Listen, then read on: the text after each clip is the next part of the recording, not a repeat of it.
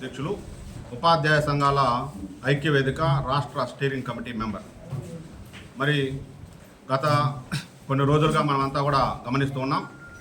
ఉపాధ్యాయులకు సంబంధించి టీచర్ల ట్రాన్స్ఫర్ కోడ్ విషయం కావచ్చు, అలాగే పాఠశాలల క్రమబద్ధీకరణ విషయంలో కావచ్చు, ఉపాధ్యాయుల్లో ఉన్నటువంటి విద్యారంగంలో ఉన్నటువంటి ఇబ్బందులన్నింటినీ కూడా దృష్టిలో ఉంచుకొని కమిషనర్ గారితో జరిగినటువంటి సమావేశాల్లో కావచ్చు, అలాగే విద్యాశాఖ మంత్రితో జరిగినటువంటి సమావేశాల్లో కావచ్చు, విద్యాశాఖ సెక్రటరీ గారితో జరిగినటువంటి సమావేశాల్లో కావచ్చు, అన్ని విషయాలు కూడా వారి దృష్టికి తీసుకువెళ్ళినప్పటికీ, అన్ని సమస్యలను వారి దృష్టికి తీసుకువెళ్ళినప్పటికీ వారు వాటిని పరిగణలోకి తీసుకోకుండా కొన్ని విషయాలను వారు జీవోలో చొప్పించడాన్ని నిరసిస్తూ మే 12వ తారీఖున అన్ని గుర్తింపు పొందినటువంటి ఉపాధ్యాయ సంఘాలన్నీ కూడా కమిషనర్ గారి యొక్క సమావేశాన్ని బహిష్కరించినటువంటి విషయం అందరికీ కూడా విదితమే. మరి దాన్ని దృష్టిలో ఉంచుకొని ఉపాధ్యాయ సంఘాలతో వారు చర్చలు జరపడం జరిగింది.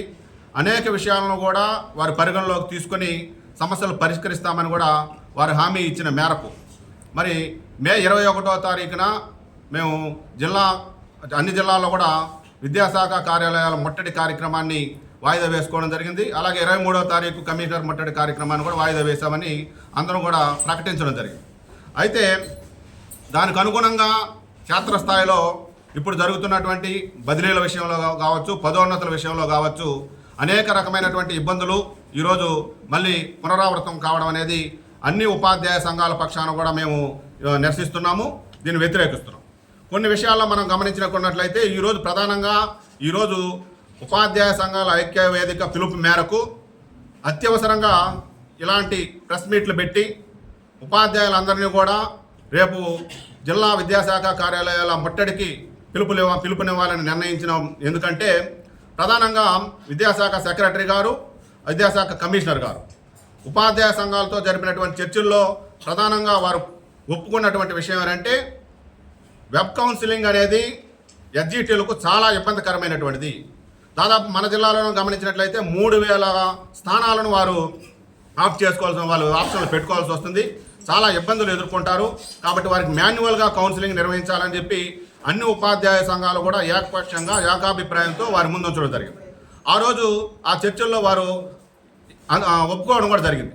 మరి దానికి ఆ ఒప్పుకున్న మేరకు ఈరోజు ముందుకు వెళ్ళకుండా ఈరోజు ఉదయం ఎస్జిటిలకు వారు వెబ్ ఆప్షన్లు పెట్టుకునే విధంగా వారికి ఆప్షన్లు ఎనోబుల్ చేయడం అనేది అందరూ కూడా దిగ్భ్రాంతి పరిచినటువంటి విషయంగా ఉపాధ్యాయ సంఘాలన్నీ కూడా భావించాయి. ఇచ్చిన మాట ఏంటి, ఇప్పుడు ముందుకు వెళ్తున్నటువంటి పరిస్థితి ఏంటి అనేది అన్ని ఉపాధ్యాయ సంఘాలు కూడా ఆలోచించుకున్న మేట ఉదయం అందరూ కూడా కాన్ఫరెన్స్ కాల్లో మాట్లాడుకున్నాం. అన్ని ఉపాధ్యాయ సంఘాలు కూడా ఏకాభిప్రాయానికి వచ్చి ఖచ్చితంగా దీన్ని వ్యతిరేకించాల్సినటువంటి అవసరం ఉంది. ఎస్జిటి మిత్రులు ప్రతిరోజు కూడా నిద్రలేని రాత్రులు గడపాల్సినటువంటి పరిస్థితి వస్తుంది. ఈరోజు 3000 ఆప్షన్ల పైన పెట్టుకోవాలంటే ఎంత ఇబ్బందికరమైనటువంటి పరిస్థితి ఉంటుందో అందరికీ కూడా తెలుసు. ఇప్పుడు మనం గమనించినట్లయితే గతంలో జరిగినటువంటి హెడ్ మాస్టర్ కౌన్సిలింగ్ దాదాపు చిత్తూరు జిల్లాలో 200 మందికి ఒక ప్రమోషన్ కౌన్సిలింగ్ మాన్యువల్గా నిర్వహించడం, అతి కొద్ది గంటల సమయంలోనే చాలా చక్కగా నిర్వహించడం అనేది మేమంతా కూడా చూసాం.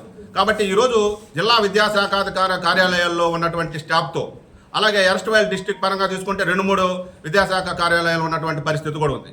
వారందరినీ కూడా స్టాఫ్ని అంతా కూడా ఉపయోగించుకొని మాన్యువల్గా నిర్వహించడానికి వీరికి ఉన్నటువంటి ఇబ్బంది ఏమిటి అని ఈరోజు మేము ప్రశ్నిస్తున్నాం. వెంటనే ప్రభుత్వం, విద్యాశాఖ కావచ్చు, అలాగే విద్యాశాఖ మంత్రి గారు కావచ్చు, విద్యాశాఖ సెక్రటరీ గారు కావచ్చు, విద్యాశాఖ కమిషనర్ కావచ్చు, ఈ నిర్ణయాన్ని వెనక్కి తీసుకొని వెంటనే మాన్యువల్ కౌన్సిలింగ్ నిర్వహించకపోతే రేపు వేలాది మందితో ప్రతి జిల్లా విద్యాశాఖ కార్యాలయం ముందర ముట్టడి కార్యక్రమానికి మేమంతా కూడా ముందుకు వస్తున్నాం అనేటువంటి విషయాన్ని మీ ద్వారా ఈరోజు ఉపాధ్యాయ సమాజానికి తెలియజేస్తున్నాం. ఇవే కాకుండా అనేక విషయాలు ఈరోజు మనం గమనించినట్లయితే ప్రమోషన్ల విషయంలో కావచ్చు, ట్రాన్స్ఫర్ల విషయంలో కావచ్చు, అనేక విషయాల్లో కూడా చాలా టెక్నికల్ సమస్యలు వస్తున్నా కూడా ఈరోజు డిఓలు కావచ్చు, ఆడ ఉండేటటువంటి సిబ్బంది కావచ్చు పట్టించుకోకుండా ముందుకు వెళ్తున్నటువంటి పరిస్థితుల వల్ల ఉపాధ్యాయులు అనేకమైనటువంటి ఇబ్బందులు ఈరోజు ఎదుర్కొంటున్నారనేటటువంటి విషయాన్ని కూడా మీకు తెలియజేస్తున్నాం.